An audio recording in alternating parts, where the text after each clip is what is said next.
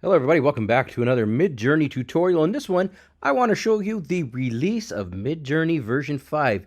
The alpha is here and it is now accessible. Anybody can use it. I'm going to show you how to turn it on, and then I'm going to give you a quick highlight of some of the changes that they've made. In order to activate it, just go to your prompt here and go /settings, hit enter. Once you do that, you're going to see the settings options.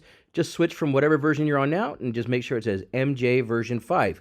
If you don't want to set it permanently, just go ahead and type in imagine and then say dog, and then it's --V space 5. If you don't have a space between the 5 and the V, it won't work. So just a heads up there. Now, in terms of what the new version comes with, it comes with a lot of things, but the biggest thing is the hands. That's right. It looks like they fixed the hand problem. I'm looking at a bunch of images I made here. She has the correct number of fingers. It's just a lady holding a book. If we look at some of these images here, 1, 2, 3, 4, 5, that's 5 hands or 5 fingers.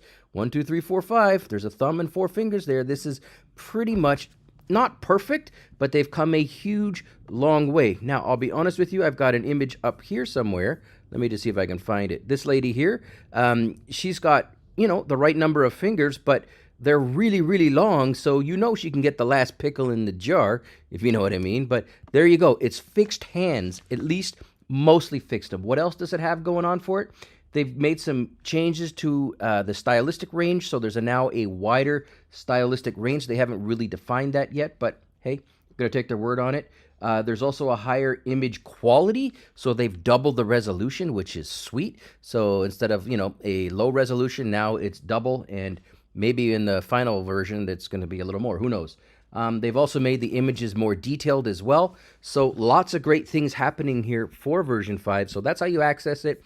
Here's just a couple of snapshots. Got a ton more stuff going up. Thanks for watching.